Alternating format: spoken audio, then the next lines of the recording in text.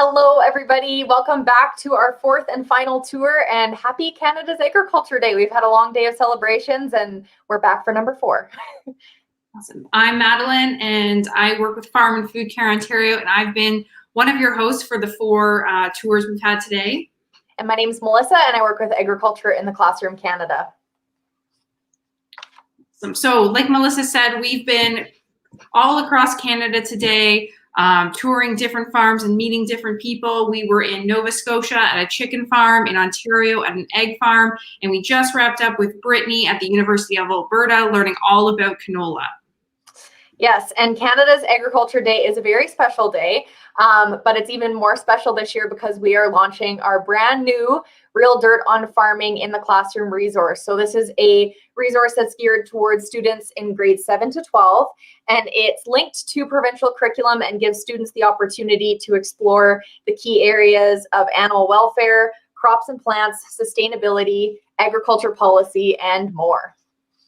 And that project was a partnership between Farm and Food Care and Agriculture in the Classroom Canada, and was proudly supported by Farm Credit Canada.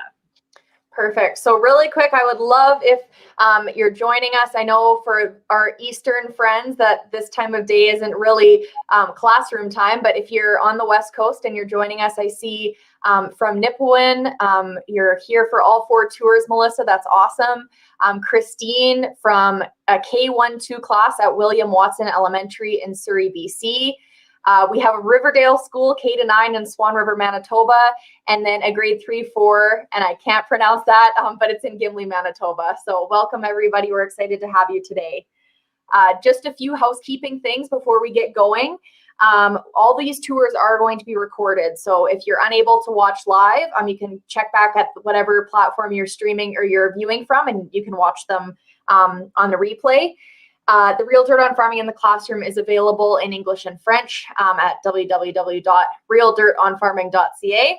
And then if you would also like print copies or a group, like a classroom set of the Real Dirt on Farming magazine, you can get that from your provincial member organization. So we've got BC Agriculture in the Classroom's logo up at the top here, or if you're in a different province, you can get your copies from them. So there will be a live Q&A at the end of this tour. So be sure to put your questions in the comments, and we'll ask them as we go.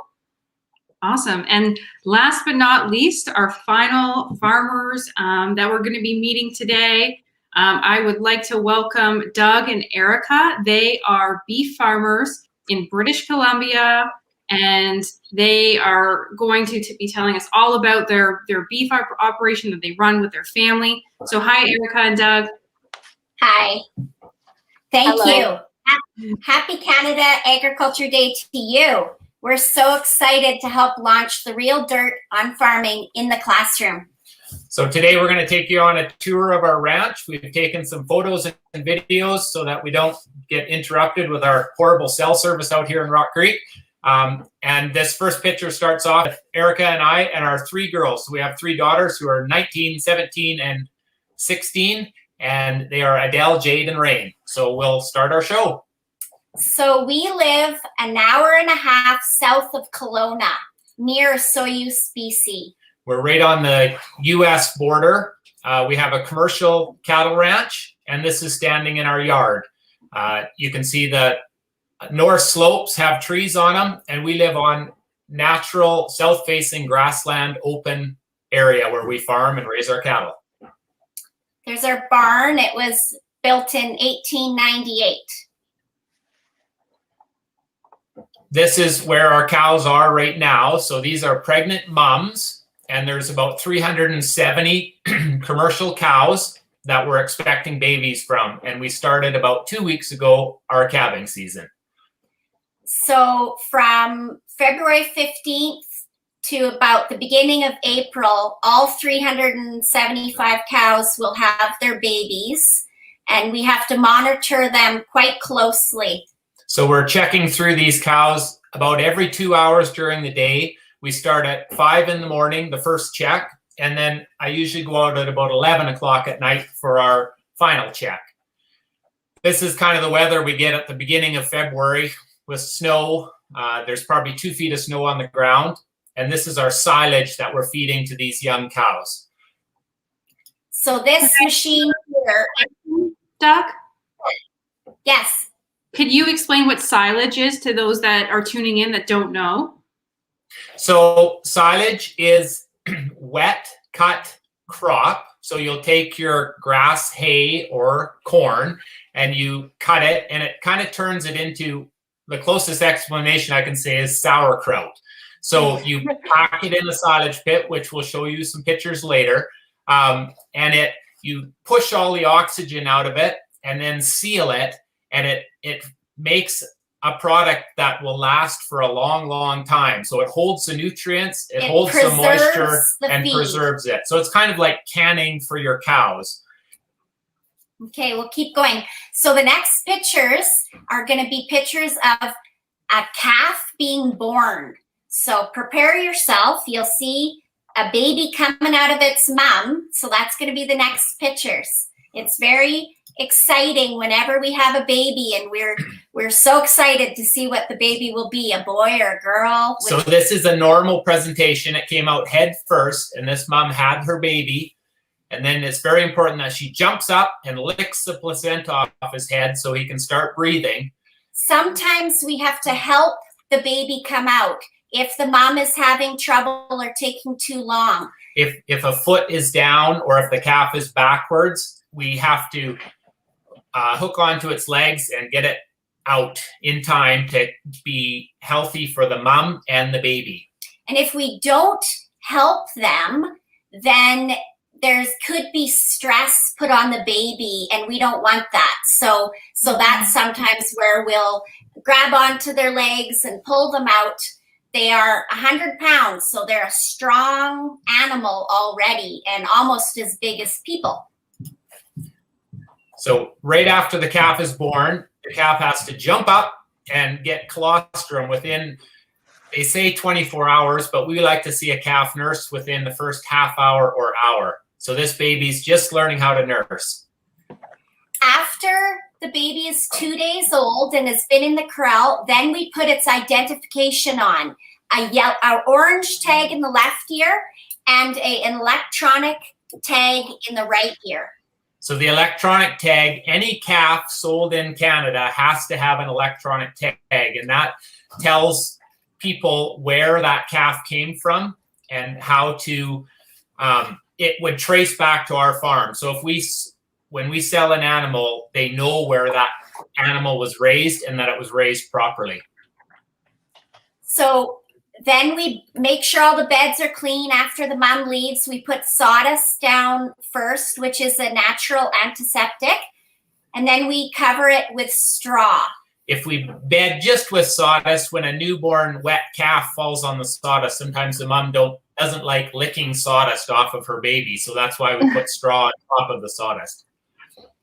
And then when the babies are about 5 days old, they leave the corral site and they go to another big field, and they have these sheds that can protect them if they're snowing outside or whatever, or they're outside with their mom. So they like to spend time in the sunshine in their sheds, and it just gives them a safe place to hide out if they want to get away from the mothers.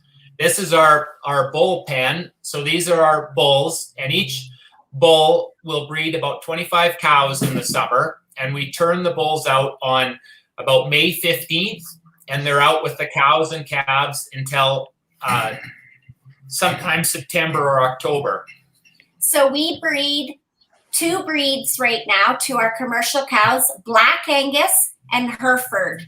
And we crossbreed to try and get the best traits of both breeds. And bulls are really funny. I don't know if you can hear the noise they're making here. So they're very big, active animals. We keep them across the highway where they won't get into too much trouble over the winter, and then we put them out with the cows in the summer. These are 3 bulls that we bought last spring, and they're going out with the cows. We always buy purebred bulls that we use on our cows. So we buy those pure genetics of one breed, and then we cross them to make what we think is a perfect commercial cow. this was about May 15th, where the bulls were just turned out with the cows and calves. So this is the cows and calves on the pasture. It's probably about the beginning of June, and the cows are with them. This is our horse herd. We use the horses for chasing out on crown land and everywhere we have to move cows. They're quiet, they can go anywhere, and you don't, most of the time. Step over logs. We don't use a lot of motorized vehicles like quads or bikes just because they're really dangerous in the forest.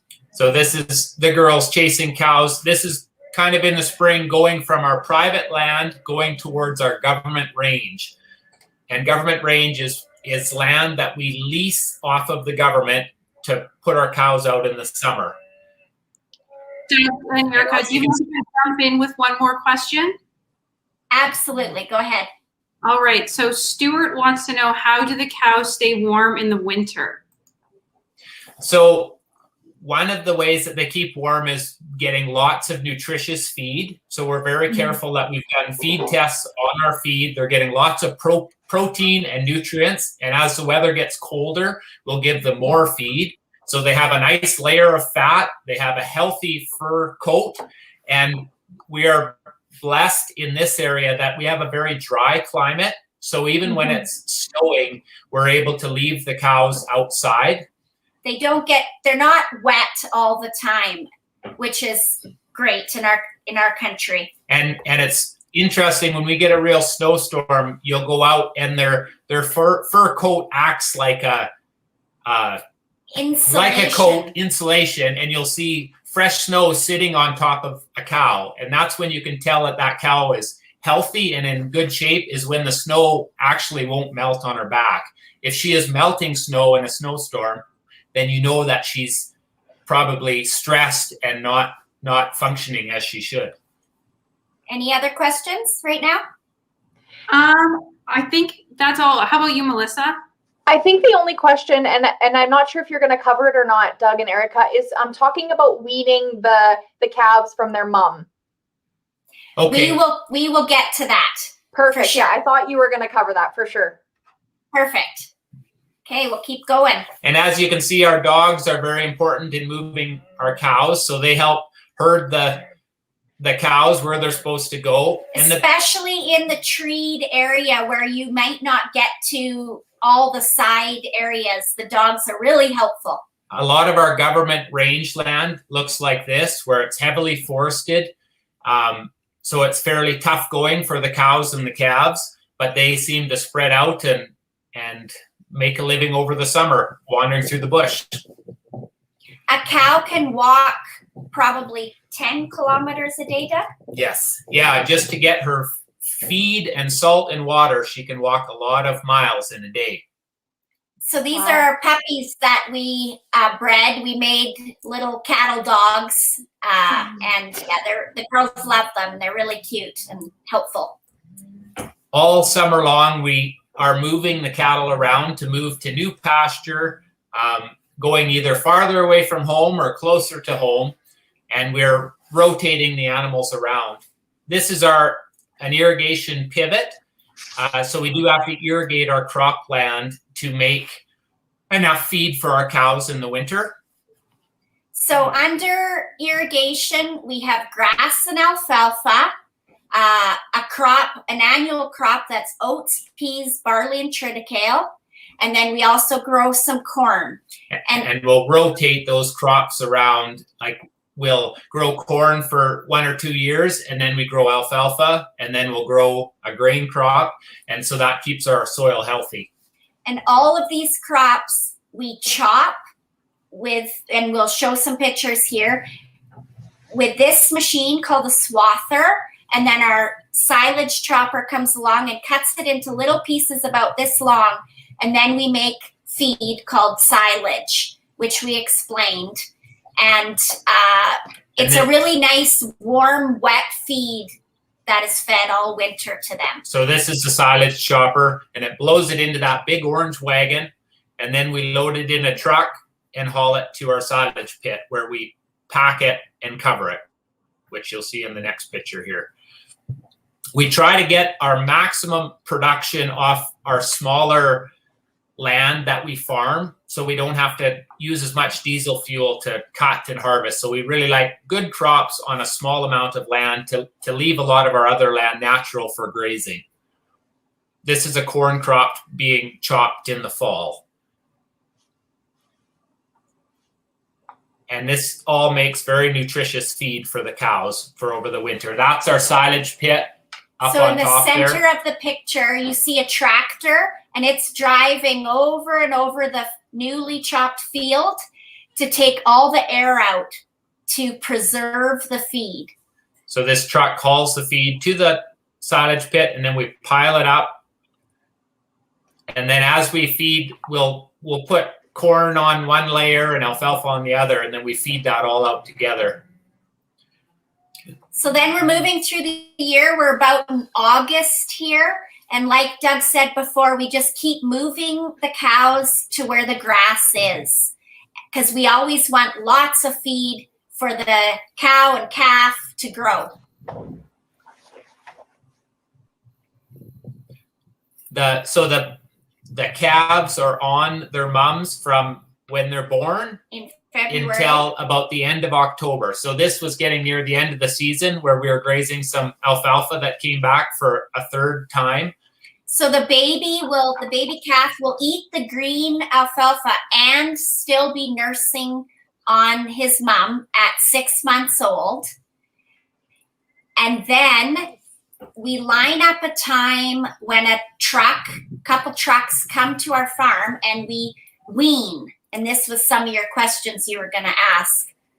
So these, which we still call them babies, but they weigh about 600 pounds now, and their moms start to get sort of sick of them at about this time of year. So they've been looking after them all summer, and we will gather them in an area where they're fairly easy to catch.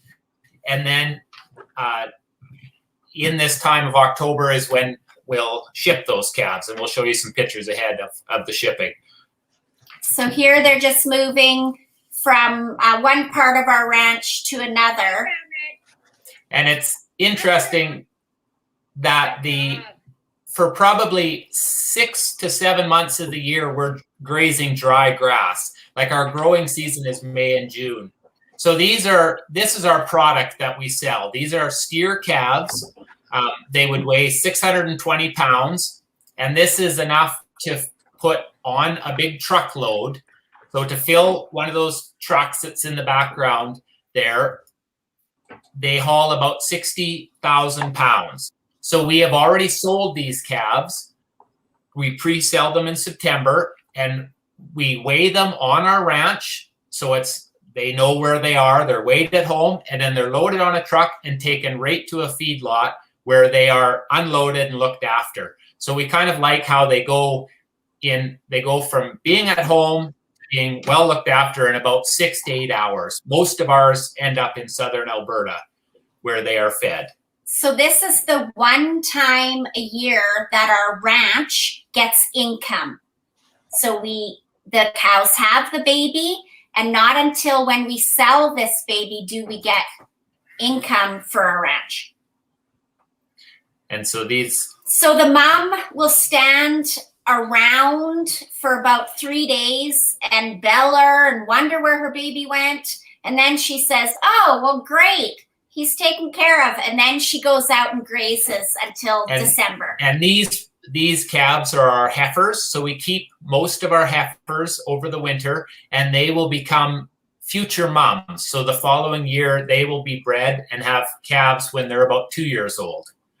So all the moms, after they've weaned off their calves, they have a grazing season in the fall, and sometimes we graze corn or just stockpiled grass. So this was grazing in about December one year. I have a question, if that's okay.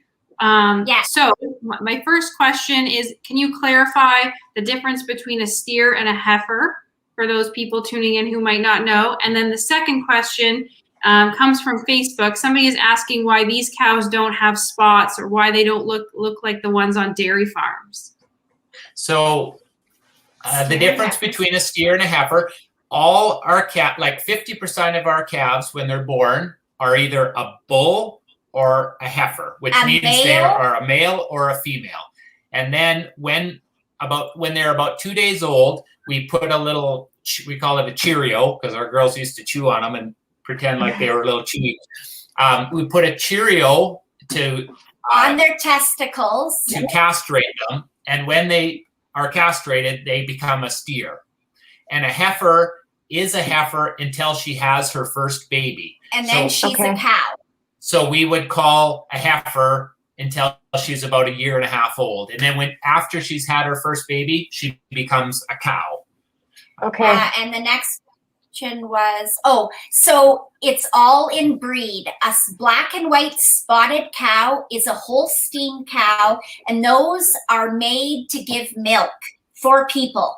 These cows are beef cattle. Their sole purpose is to be meat, T-bones, hamburger, ground beef, all that for people. So that's what we raise, a beef cow. And as beef producers, we like to make a consistent product. So we've built our cows to be hopefully black with a white face or red with a white face, because you get paid a premium to have a larger group of a uniform calf crop. It's one of the few markets when you sell more animals that are more uniform, you get a little better dollar. So we're trying to make our animals all look the same and consistent, and so we can market them and get a little premium from that. Any other questions about that?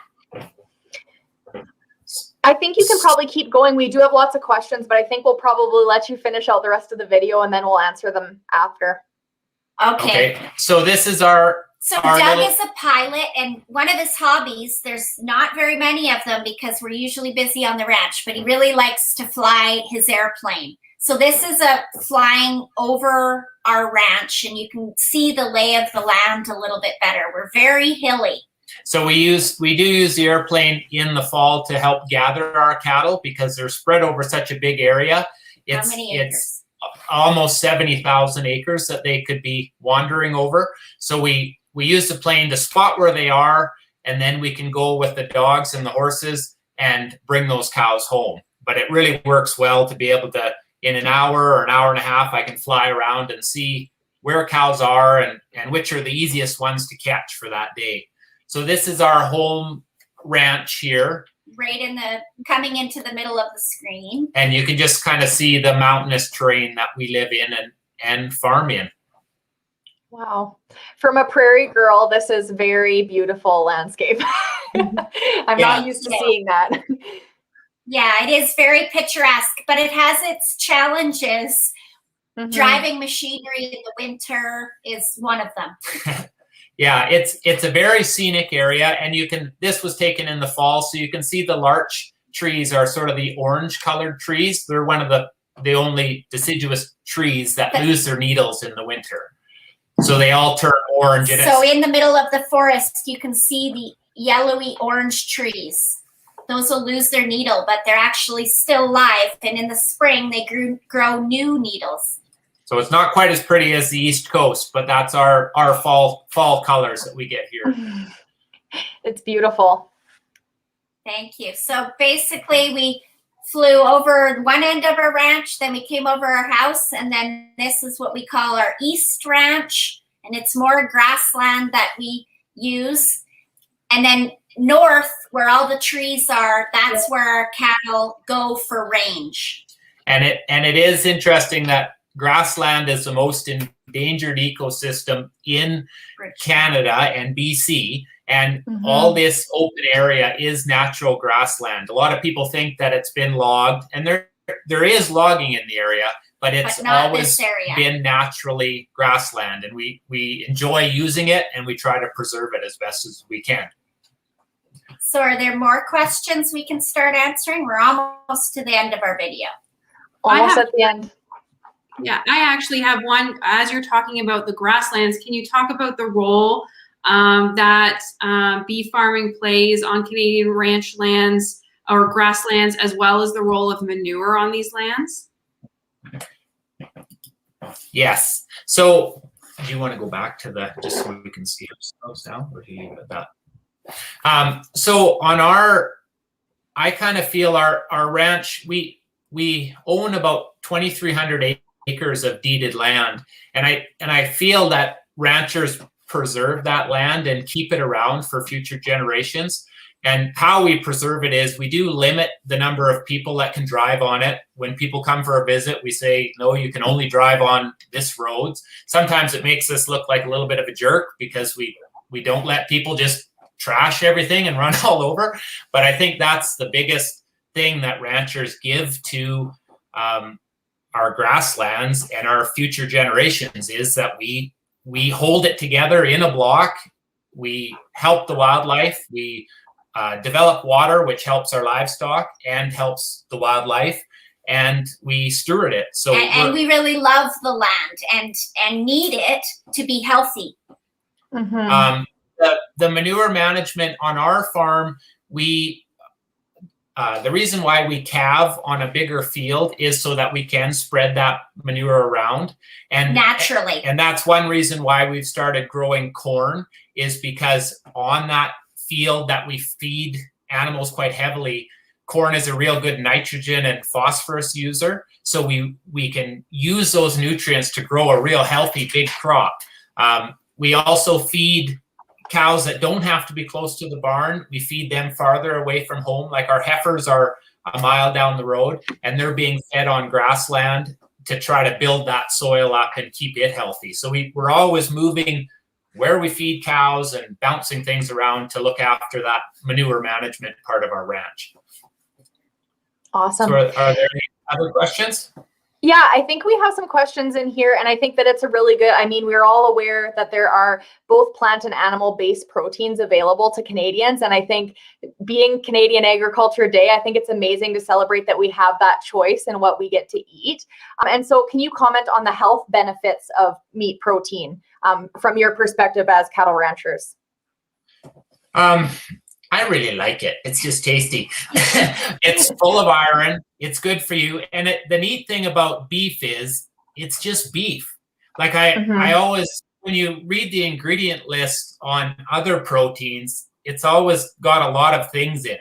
But the cool thing about a vegetable or a beef product is that's all it is. There's no added thing. It's just good for you. And we're very proud of that fact. And I think we're also very proud of just Canadian food in general, and feel that if it's made in Canada as food, it's excellent. It's good quality food. And we're very proud to be farmers and ranchers in Canada for that reason. Yeah, and definitely a celebration that we have the choice and the luxury of having choice in Canada, right? Because it's not the case all around the world. So very grateful for that as Canadians. Awesome. I have another question. This is from very early on in your presentation. And again, I'm just trying to bring in those folks who might not know all the ag terms. Can you describe colostrum and why it's so important? So colostrum is the mother's first milk, and it is compared to normal milk that is cream white colored, it's almost yellow. It's very thick and it's yellow. And it, as soon as she has her baby, it's that first stuff that comes out. And when the baby is first born, it has about 24 hours where everything that it eats goes directly into the bloodstream. And that colostrum supplies antibodies and everything nutritious for what's the word like to keep that calf healthy. The baby is getting those immunity. When the baby's like 6 weeks old, then it starts making its own immunity, but it gets that from the colostrum. It relies on its mother's immunity for the first like 4 to 6 weeks or something that it gets from mom. So it's very hard on the calf if it doesn't get colostrum, because it doesn't have that excellent start. But it's very yellow. It looks like it's just, best way to describe it is a very rich yellow milk that first comes out of the cow. Awesome. I do have a question here from Stacy on Facebook. How long is a cow pregnant for? So gestation period of a cow. That's a good question. It's exactly the same as a human. I think it's 286 days. So when we breed in November or May 7th, then they start calving around the 13th of February. But yes, okay. 283 to 286 days. And that's why the cattle business is slow to, it's not like pigs or chickens where you can have a lot of animals quickly. It's one cow a year, and a lot of cows don't necessarily have a cow every year. We strive to do that. If we could have every cow have a calf every year, that would be great. So a big investment for you guys in time and energy and money, right? Yes. Yeah. So a question here, do you think raising cows is a sustainable practice for the environment? It's a good question. I think you guys already talked a little bit about this too with the grasslands, but maybe we could just touch on it again. Yeah, I think it's neat that our farm was started in about 1890, and originally it had calves that were fed on the grass around here, and it provided eggs and vegetables down to Rock Creek during the gold rush in the 1890s. And it's had cattle on there steadily since then. So how many years is that? A lot. 130 years. And I think it's pretty easy to say that that's sustainable because we're still here. The same land is producing probably more than it was when it started. One of BC's mottos is turning sunshine into protein. And basically, a lot of land in BC is so rugged that you cannot do anything else with it. So on our range and everything, and you saw the lay of the land, you will not be growing vegetables there or whatever. So it's a way for us to make protein, awesome protein, on otherwise unusable land. So we really are encouraged and feel that it is sustainable. Perfect. Thank you so much. Can you comment on how you might work with professionals like nutritionists and veterinarians on your farm? So we do soil tests in the fall to make sure our crop, like if we have enough nitrogen and phosphorus and potassium, then we don't want to add anything to it. But if we need it, we get more, we'll add to our crop. And we have a professional that does our soil testing for us. And then we also feed test. So all our feed, we take a sample and we know exactly what the protein and calcium and selenium. Usable carbohydrates. So if our cows need more mineral in their program, we'll add mineral to make sure it's looked after their diet. And then we also have a close relationship with our vet in Grand Forks. So she's about an hour and a half away from us, but if we really need help, we'll call her in. But she also comes and preg checks our cows in the fall. And if we have questions, we just phone her. And it's now in order to buy any antibiotics, you have to have a relationship with your vet. So she trusts us and we trust her. And if we need something, we can phone her and ask about it and make sure we're giving the right antibiotics or not, or whether we should just leave it. So that's how we use those. And we also use all just friends and family members and machinery dealers and lots of networking. Yeah, lots of networking because there's a lot to farming today. Mm-hmm. Well, Doug and Erika, I can tell how passionate you are about what you do. And I think one of the last questions that we're going to bring up from Facebook, there were a lot of questions that we weren't able to get to. And so I think afterwards, if we're able to go in and answer some of those questions, but let's leave it on this one from Rachel. What's your favorite thing about farming? And I think you guys have already talked a lot. And I just really appreciate how passionate you are about the industry you're working in. I mean, some days are tough and you wake up and you wonder you could be doing something easier, but it's really neat to see a product that like our calves, when we look at them, and I have selected the bulls and the cows, and we've seen those for generations. Like, we know what their great grandma was like, or whether she was a miserable old cow or whether she was a really friendly old cow. And it's really fun to be able to start something, whether it's your crops or your cattle, and then see it finish, and it comes out how you want it to finish. And it's really exciting. That growing is what I like. And my favorite part would probably be riding my horse and being out in the forest and the grassland and smelling nature and just, moving the cattle around. That's my favorite part. And I feel like being able to do that with your whole family has got to make everything just so much better. It's wonderful. We're very blessed and very thankful. It's a lot of fun. Yes. And also to encourage any of you students out there that farming is a legitimate pastime, profession. It takes a lot of perseverance. It does take schooling. Like, if you want to be a farmer, go to agriculture college. But it's a great occupation, and we love it. And we would encourage anybody to become a farmer if you can make it happen. It's all I've ever wanted to be. I'm very thankful. Wow, that's amazing. Thank you guys so much. What a great way to end off a wonderful tour. Thank you so much for joining us and being here with us and answering all your questions and all the work you put into that lovely video that showed us a real 365-day look at your farm. Awesome. Thank you, and thanks for everyone who tuned in. And if anybody has any questions, I'm sure you can contact us through Madeline. All right. Thank you. Oh, that's it. 4 out of 4, Madeline. Yeah, and I think we had a great day and met like 4 really amazing people from across Canada. Yeah. So I will be following up. I mean, that is the last tour of the day, but I will be following up with all the teachers who had registered, and I'll be sending out some more opportunities for you to either explore more about agriculture or have different resources or activities for your students to explore as well.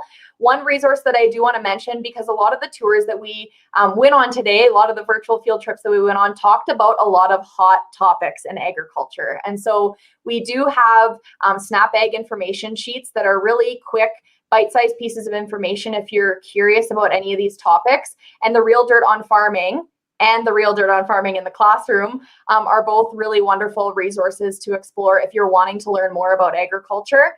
And what we want to focus on is accurate, balanced, and current information. And so I'm just really excited for everyone who tuned in today and got to get a little sneak peek into what farming looks like across Canada. I know that's more than I could have done in a regular day, not on the internet. All right, and if you missed any of our previous tours, Melissa mentioned this at the beginning of the video. You can go to Farm and Food Care or Ag in the Classroom's Facebook or YouTube channels, and you will be able to find the recorded versions of those videos there. And we're still open to hearing your comments and questions, and we'll get to them as soon as we can.